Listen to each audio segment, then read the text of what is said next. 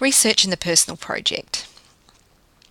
Before we begin our project, we always acknowledge the prior knowledge that we bring, and then we look ahead. So you need to acknowledge what is it that you already know about your project, the skills and the knowledge. You then need to explore what it is you need to learn about. Again, the skills and knowledge, but what are the skills and knowledge you need to learn in order to complete your project?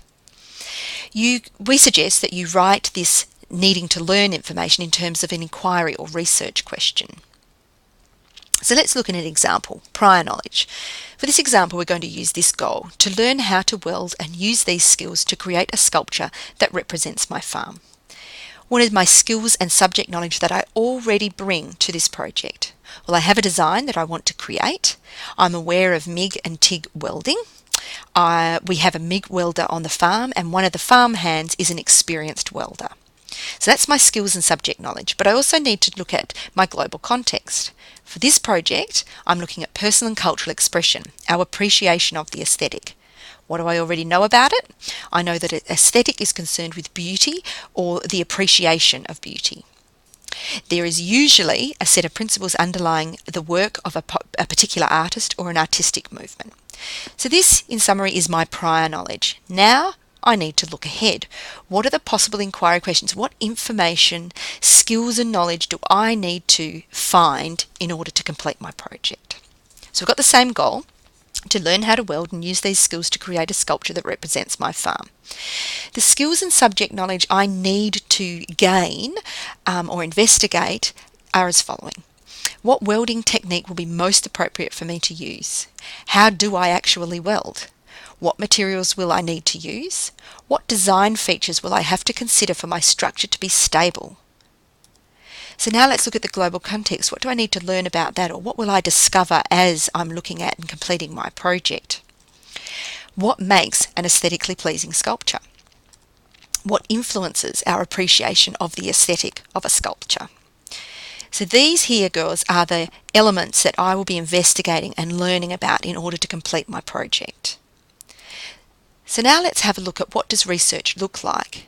Well, traditionally it was always going to the library and reading the books, but these days, from the personal project perspective, and really from all of your investigating that you do in all of your subjects, it could involve interviews, seeking out experts, visiting organisations, using websites, going on training courses, having phone conversations with people and experts, conducting emails, using books, using the state library, perhaps visiting the Batty Library.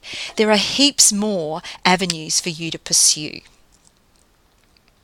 So how do you record your research? It's all good and well to get the information from all these sources, but you need to develop a system for recording it so that you can refer back to it later. This is vital for when you're writing your project report. So we highly recommend that it all is in your process journal, and that you can use our research templates or modify them and create your own, but the principles are all the same.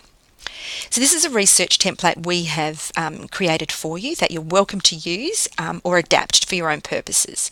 You can see the first column says resource details. You record here as many bibliographic details here as possible. This is so that you can find the source again, as well as be able to cite the source in your bibliography later. Also use it in your report. So bibliographic details are who published it, when was it published, who's the author, the title, the web address, all of those things, date you accessed it if it was a web address, all of those things go in that column so that you can look at it later, use the information later.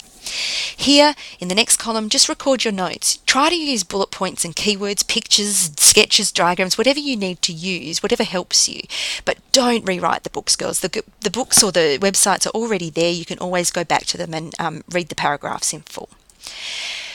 As part of the personal project, you must evaluate your sources, and we have created another movie for you to look at that will help you do this, but you need to evaluate your source as you go.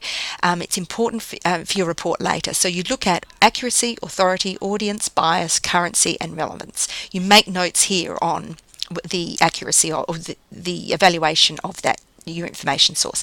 This will save you time later. We highly recommend you do it. Lastly, this column is obviously optional, but when I review my notes, I like to just quickly skim over and see what that information source helped me with, what aspect of my project it helped me with. So here, if I give you an example, In the first column, I've written my bibliographic details. I had an interview with Ben Juniper, who's an artist and a sculptor, and I wrote down the date. Second column, I won't read it to you. You can pause it and look at it if you're so interested, but I wrote down the information that I learnt.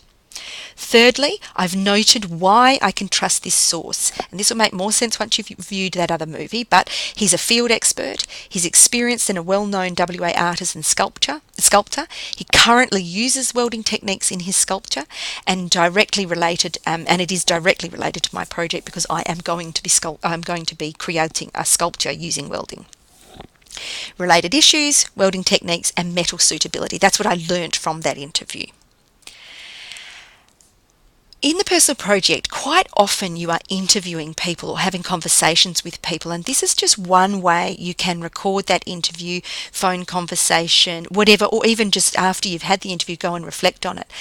I always like to prepare for my interviews, so I've created this sheet for you.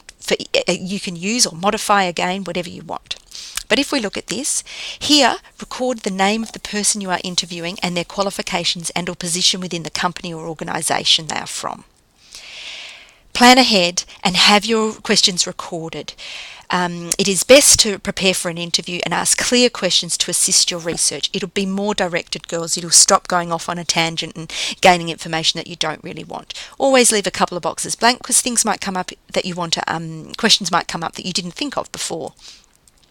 Lastly, over here you can just record your notes or the responses that your interviewee gave. You can get these templates off the handbook. Evaluating sources of information. I know we mentioned that topic. This is something you will need to do.